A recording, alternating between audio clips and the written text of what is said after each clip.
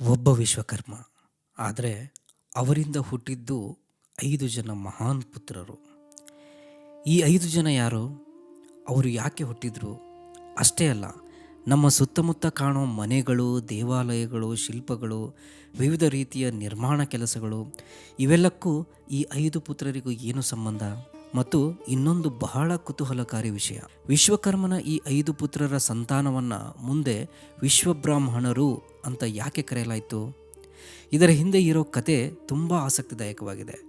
ಹಾಗಾದರೆ ಬನ್ನಿ ಸ್ನೇಹಿತರೆ, ವಿಶ್ವಕರ್ಮ ಪುರಾಣದ 12ನೇ ಅಧ್ಯಾಯದ ಈ ಅದ್ಭುತ ಕಥೆಯನ್ನು ಸರಳವಾಗಿ ತಿಳಿದುಕೊಳ್ಳೋಣ.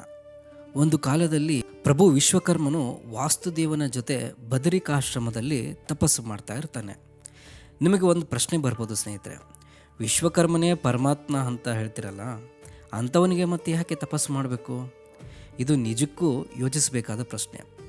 ಆದರೆ ಪುರಾಣದ ಪ್ರಕಾರ ಭಗವಂತನೇ ಕೆಲವೊಮ್ಮೆ ಯೋಗ, ಸಮಾಧಿ, ತಪಸ್ಸು ಇವೆಲ್ಲ ಮಾಡ್ತಾನೆ. ಯಾಕಂದರೆ ಸಾಮಾನ್ಯ ಮನುಷ್ಯರು ಕೂಡ ಅದನ್ನು ನೋಡಿ ಅನುಸರಿಸಬೇಕು ಅನ್ನೋ ಕಾರಣಕ್ಕೆ. ಅಂಥ ಒಂದು ಸಮಯದಲ್ಲಿ ಇಲಾಚಲನ ಪತ್ನಿ ಇಲಾದೇವಿ ವಿಶ್ವಕರ್ಮ ಪ್ರಭು ಯೋಗ ಸಮಾಧಿಯಲ್ಲಿ ಕುಳಿತಿರೋದನ್ನು ನೋಡ್ತಾಳೆ. ಅವರನ್ನು ನೋಡ್ತಾ ನೋಡ್ತಾ ಅವಳಿಗೆ ಎಷ್ಟು ನೋಡಿದರೂ ಸಾಕಾಗಲ್ಲ.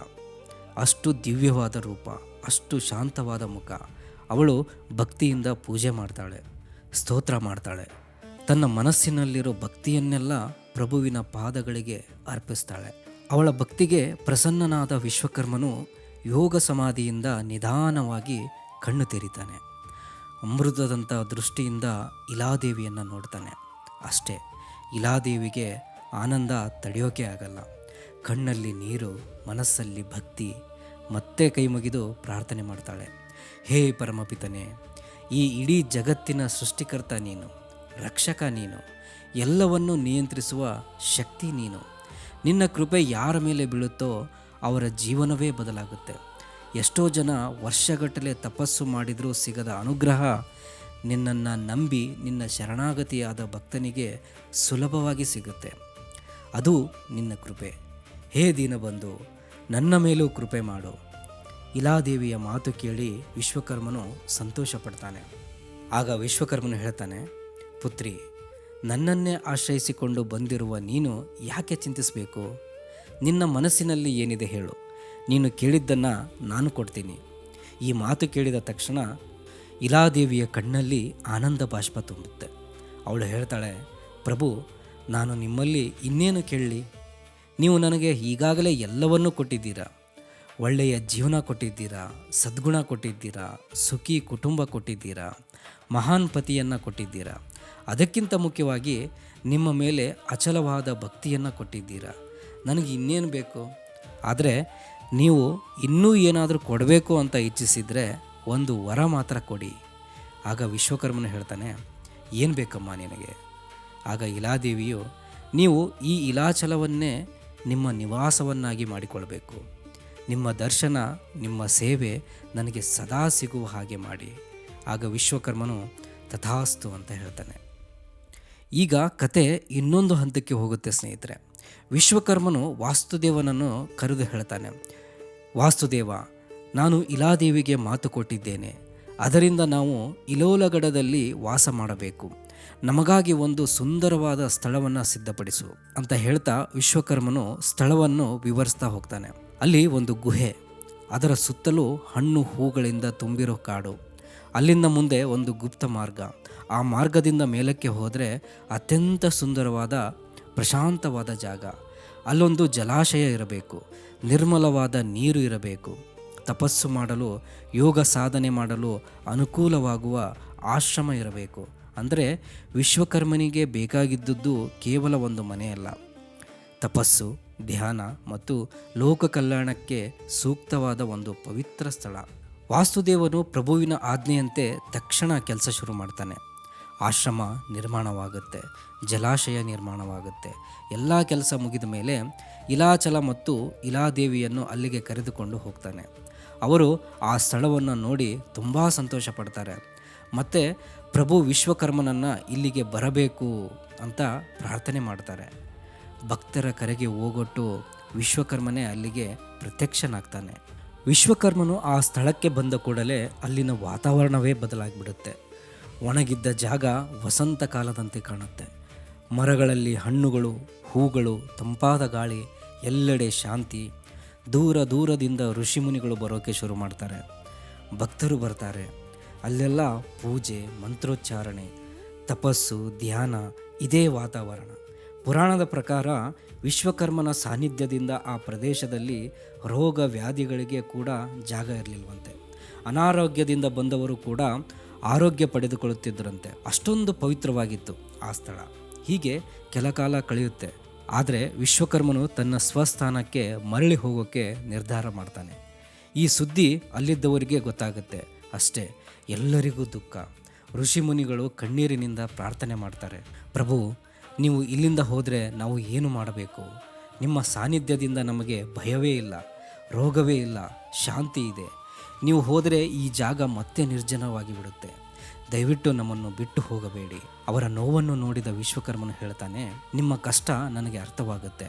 ಆದರೆ ನಾನು ಇಲ್ಲಿ ತಪಸ್ಸಿಗಾಗಿ ಬಂದಿದ್ದೆ. ಈಗ ನನ್ನ ತಪಸ್ಸಿನ ಅವಧಿ ಮುಗಿದಿದೆ. ಹಾಗಾಗಿ ನಾನು ಮರಳಿ ಹೋಗಬೇಕು. ಆದರೆ ನೀವು ಚಿಂತೆ ಮಾಡಬೇಡಿ, ನಿಮಗೆ ಯಾವುದೇ ವಿಪತ್ತು ಬರದಂತೆ ನಾನು ಅನುಗ್ರಹ ಮಾಡ್ತೇನೆ. ಆಗ ಅಲ್ಲಿದ್ದ ಋಷಿಮುನಿಗಳು ಒಂದು ಬಹಳ ಮುಖ್ಯವಾದ ಪ್ರಶ್ನೆ ಕೇಳ್ತಾರೆ. ಪ್ರಭು, ನೀವು ಇಲ್ಲದ ಮೇಲೆ ಈ ಜಗತ್ತಿನ ಜನರ ಜೀವನ ಹೇಗೆ ನಡಿಬೇಕು? ಅವರಿಗೆ ಬೇಕಾದ ವಸ್ತುಗಳನ್ನು ಯಾರು ನಿರ್ಮಿಸಬೇಕು? ಮನೆ, ದೇವಾಲಯ, ಶಿಲ್ಪ, ವಿವಿಧ ನಿರ್ಮಾಣ ಕೆಲಸಗಳು ಇವನ್ನೆಲ್ಲ ಯಾರು ನೋಡಿಕೊಳ್ಬೇಕು? ನೀವು ಇಲ್ಲದಿದ್ದರೂ ಈ ಜಗತ್ತಿನ ನಿರ್ಮಾಣ ಕಾರ್ಯ ನಿಲ್ಲಬಾರದು. ಅದಕ್ಕೆ ಏನಾದರೂ ಒಂದು ಪರಿಹಾರ ಕೊಡಿ. ಇದೇ ಪ್ರಶ್ನೆಗೆ ವಿಶ್ವಕರ್ಮ ಕೊಟ್ಟ ಉತ್ತರವೇ ಈ ಅಧ್ಯಾಯದ ಮುಖ್ಯ ವಿಷಯ. ವಿಶ್ವಕರ್ಮನು ತನ್ನ 5 ಮುಖಗಳ ಕಡೆ ನೋಡ್ತಾನೆ ಮತ್ತು 5 ಪುತ್ರರನ್ನು ಸೃಷ್ಟಿ ಮಾಡ್ತಾನೆ.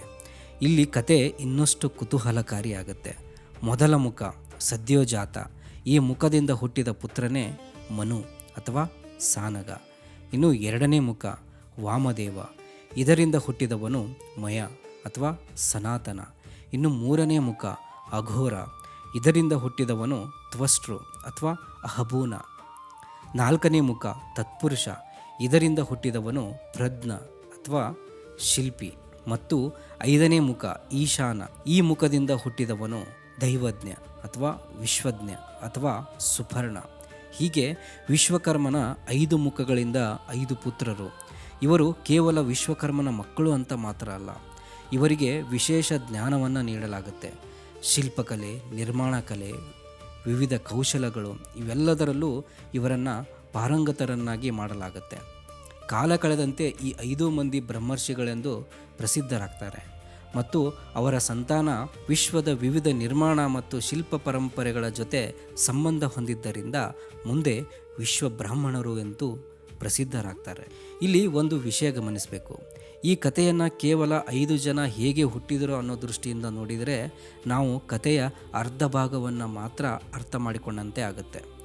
ಇದರೊಳಗೆ ಒಂದು ದೊಡ್ಡ ಸಂದೇಶ ಇದೆ ಸ್ನೇಹಿತರೆ. ಸೃಷ್ಟಿ ಅಂದರೆ ಕೇವಲ ಹುಟ್ಟಿಸೋದು ಅಲ್ಲ. ಒಂದು ವಸ್ತುವನ್ನು ನಿರ್ಮಿಸಬೇಕಾದ್ರೆ ಮೊದಲು ಕಲ್ಪನೆ ಬೇಕು, ಆಮೇಲೆ ಜ್ಞಾನ ಬೇಕು. ಜ್ಞಾನ ಇದ್ದರೂ ಕೌಶಲ್ಯ ಬೇಕು, ಕೌಶಲ್ಯ ಇದ್ದರೂ ಅದನ್ನು ಸರಿಯಾಗಿ ಬಳಸೋ ಶಿಸ್ತು ಬೇಕು. ನಾವು ಒಂದು ಮನೆ ಕಟ್ಟೋದನ್ನು ನೋಡಬಹುದು, ಆದರೆ ಅದರ ಹಿಂದೆ ಎಷ್ಟು ಜನರ ಜ್ಞಾನ ಇದೆ. ಒಬ್ಬನಿಗೆ ವಾಸ್ತು ಗೊತ್ತಿರಬೇಕು, ಇನ್ನೊಬ್ಬನಿಗೆ ಶಿಲ್ಪ ಗೊತ್ತಿರಬೇಕು, ಇನ್ನೊಬ್ಬನಿಗೆ ಲೋಹದ ಕೆಲಸ ಗೊತ್ತಿರಬೇಕು, ಇನ್ನೊಬ್ಬನಿಗೆ ಅಳತೆ, ವಿನ್ಯಾಸ, ನಿರ್ಮಾಣದ ಜ್ಞಾನ ಇರಬೇಕು. ಅಂದರೆ ಒಂದು ನಿರ್ಮಾಣದ ಹಿಂದೆ ಅನೇಕ ಕೌಶಲ್ಯಗಳ ಸಂಗಮ ಇದೆ. ಈ ಕಾರಣಕ್ಕಾಗಿಯೇ ವಿಶ್ವಕರ್ಮನ 5 ಪುತ್ರರ ಕತೆ ಕೇವಲ ಪೌರಾಣಿಕ ಕಥೆಯಲ್ಲ, ನಿರ್ಮಾಣ ಮತ್ತು ಸೃಜನಶೀಲತೆಯ ಮಹತ್ವವನ್ನು ಸಾರುವ ಒಂದು ಪರಂಪರೆಯ ಕಥೆಯಾಗಿ ಕಾಣಬಹುದು. ಹಾಗಾದರೆ ಈ ಕಥೆಯಲ್ಲಿ ನಮಗೆ ಸಿಗೋ ದೊಡ್ಡ ಸಂದೇಶ ಏನು? ಭಕ್ತಿ ಇದ್ದರೆ ಅನುಗ್ರಹ ಸಿಗುತ್ತೆ. ಇಲಾದೇವಿಯ ಭಕ್ತಿ ವಿಶ್ವಕರ್ಮನ ಕೃಪೆಯನ್ನು ಪಡೆಯಿತು. ಮತ್ತೊಂದು ಕಡೆ ಜನರ ಸಮಸ್ಯೆಗೆ ಪರಿಹಾರ ಬೇಕು ಅನ್ನೋ ಋಷಿಗಳ ಕಾಳಜಿ ವಿಶ್ವಕರ್ಮನಿಂದ 5 ಪುತ್ರರ ಸೃಷ್ಟಿಗೆ ಕಾರಣವಾಗುತ್ತೆ. ಅಂದರೆ ಒಬ್ಬನಿಗೆ ಬಂದ ವರ ಮಾತ್ರ ಅಲ್ಲ, ಅದು ಮುಂದೆ ಅನೇಕ ಪೀಳಿಗೆಗಳಿಗೆ ಉಪಯೋಗವಾಗುವ ಪರಂಪರೆಯಾಗಿ ಬದಲಾಗುತ್ತೆ. ಇದೇ ಈ ಅಧ್ಯಾಯದ ವಿಶೇಷತೆ. ಒಬ್ಬ ವಿಶ್ವಕರ್ಮ, 5 ಮುಖಗಳು, 5 ಪುತ್ರರು ಮತ್ತು ಅವರ ಮೂಲಕ ಮುಂದುವರಿದ ಶಿಲ್ಪ ಮತ್ತು ನಿರ್ಮಾಣದ ಪರಂಪರೆ. ಇದೇ ವಿಶ್ವಕರ್ಮನ 5 ಪುತ್ರರ ಉತ್ಪತ್ತಿಯ ಕತೆ. ಈ ಕತೆ ನಿಮಗೆ ಇಷ್ಟವಾಗಿದ್ದರೆ ಕಾಮೆಂಟ್ನಲ್ಲಿ ಒಂದೇ ಒಂದು ಮಾತು ಬರೆಯಿರಿ ಸ್ನೇಹಿತರೆ. ಜೈ ವಿಶ್ವಕರ್ಮ ದೇವ. ಇಂತಹ ವಿಶ್ವಕರ್ಮ ಪುರಾಣದ ಕಥೆಗಳು, ದೇವರ ಇತಿಹಾಸ, ಪೌರಾಣಿಕ ರಹಸ್ಯಗಳು ಮತ್ತು ಭಕ್ತಿಗೀತೆಗಳಿಗಾಗಿ ನಮ್ಮ ಚಾನಲನ್ನು ಸಬ್ಸ್ಕ್ರೈಬ್ ಮಾಡಿ. ಮುಂದಿನ ಅಧ್ಯಾಯದಲ್ಲಿ ಈ 5 ಪುತ್ರರಿಗೆ ಯಾವ ಯಾವ ಜವಾಬ್ದಾರಿಗಳನ್ನು ನೀಡಲಾಯಿತು, ಅವರಿಂದ ಯಾವ ಯಾವ ಶಿಲ್ಪ ಪರಂಪರೆಗಳು ಮುಂದುವರಿದವು ಅನ್ನೋದನ್ನು ಇನ್ನಷ್ಟು ಕುತೂಹಲಕಾರಿಯಾಗಿ ನೋಡೋಣ. ಜೈ ವಿಶ್ವಕರ್ಮ.